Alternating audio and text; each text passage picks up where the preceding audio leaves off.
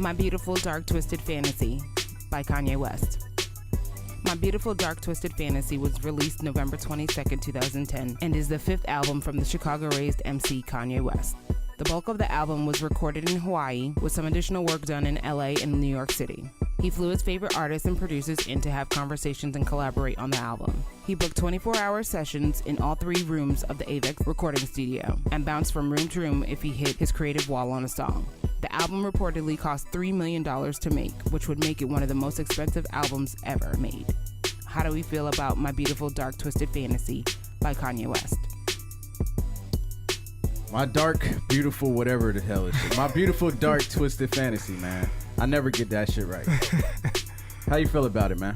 Yo, going back, listening to this made me, reminisce about how much I used to love Kanye.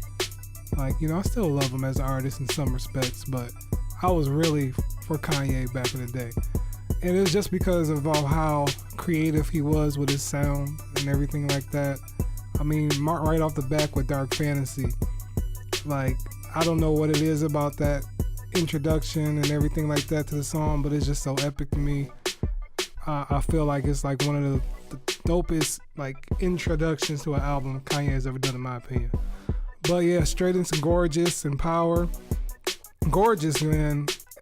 At first, I didn't appreciate that song. Like, when it first came out, it took me a minute to kind of like fully appreciate it like I do now.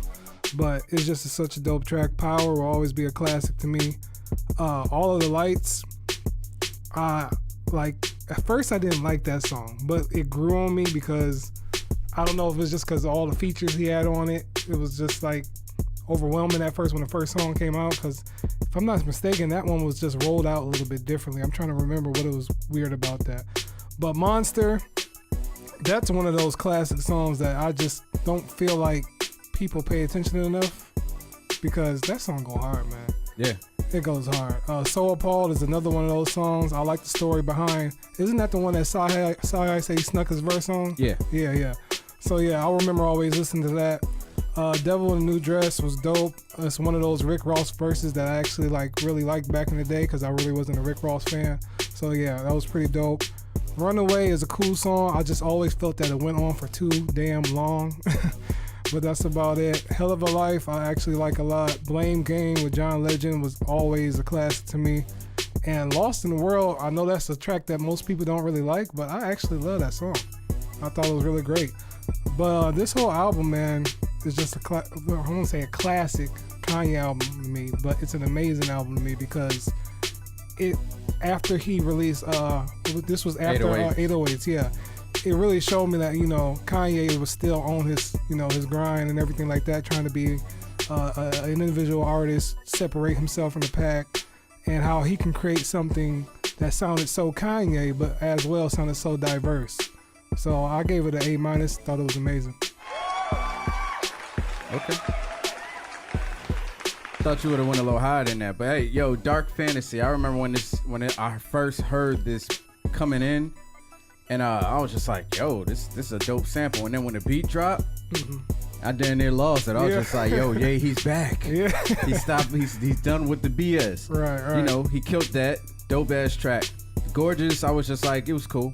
Yeah. To this day, I actually like it a little bit more than I did before. Right. I remember when I first heard it, I didn't really care for the distortion on his voice. But, I mean, it's a cool touch now. Yeah. I'm not as huge of a Cudi fan as everybody else, but it's cool. Right. And Raekwon did his thing. Power, I remember, that was the first single. Mm-hmm. That was the first single that rolled out. I remember hearing that. S1 had just won, like, one of them beat battle competitions, and he destroyed somebody. He did, like, this Wizard of Oz thing where every time he played a beat in between, he'd have the thing where the wizard comes on and from the Wiz and talks about how he's gonna change the color, and then he'd take his shirt off and have another shirt on. What? And then he would change the beat. Oh, shit was crazy, yeah. And then he was working with Kanye West. Killed Power, All of the Lights, man, yo. The words may be somewhat stupid, but it don't change the fact that this song is fucking amazing. Yeah. Like, the beat is ridiculous, greatly orchestrated. He's got everybody from Rihanna, Jamie Foxx, Paul McCartney, everybody is singing on the background, and you probably don't even recognize it. Mm-hmm. Monster, we got the best verse in Nicki Minaj's career on this verse, on this song. Jay-Z does what he normally does. Rick Ross I mean, you don't really got to credit him for the little bit he contributed, and Bon Iver was dope. It's a crazy song, dope beat. So Appalled, probably one of my favorite songs. I felt like this is one of the Good Friday releases that came out. Yep. And when it came out, I was losing it. Pusha T came and killed it. Jay-Z, one of Jay-Z's dopest verses ever. There's a lot of those. RZA wasn't needed. Yeah. I know they wanted to throw RZA on Sutton because he was in Hawaii and stuff. A couple people said their stuff didn't make the album, like DJ Premier and stuff. Devil in a New Dress, yo. One of the craziest beats that Kanye West is, Bink did the beat, and then Mike Dean helped with, yo, the beat is nuts. Right. That fucking Lionel Richie sample, like, every time I hear it, I'm just like, yo. It's just crazy. This shit is fucking ridiculous. Right. Runaway.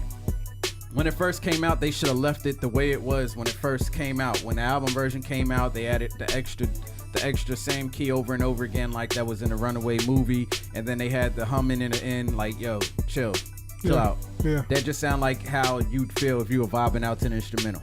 I don't need to hear it though. You know, Hell of a Life is actually a dope song. The beat is hard. Mm-hmm. I just love the way the beat sounds, the distortion, feel, the sense, and the little details in this song make it dope. The Blame Game is dope. I can do without the Chris Rock skit at the end. Real? Like, after you've heard it, I don't need to hear it every time. That's one of those things where it's just like it's hard to get. Maybe it should have been a separate track. Like, the song could have went into the next track, so that way you could skip it. But it's dope. The song is dope. Right. Lost in the World, I like the vibe. The beat sounds really great. You know, the way Bon Iver's was used was amazing. Yeah. You know, I mean, Kanye, he didn't really do much on this song. Yeah. You know what I'm saying? But, you know, I like the way he put the Gil Scott-Heron poem over top of this, Who Will Survive in America, which is dope. And then if you have the iTunes version, it came with See Me Now, which is one of the Good Friday songs with Beyonce and Kanye. Amazing song. Yeah. And me, man, I say this album is a classic, man. This is one of Kanye's classics, man, and I give it an A. I think it's done as a classic. Yeah.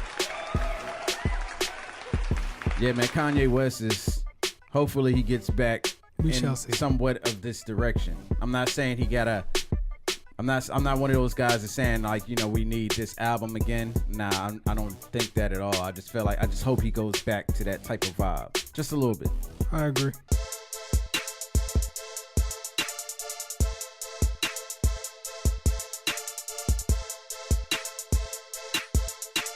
Yo, you looking for TV reviews, music reviews, movie reviews? Then check out the only reviews that matter, man. Yeah, just hit that subscribe button. Make sure you hit the notifications and stay tuned.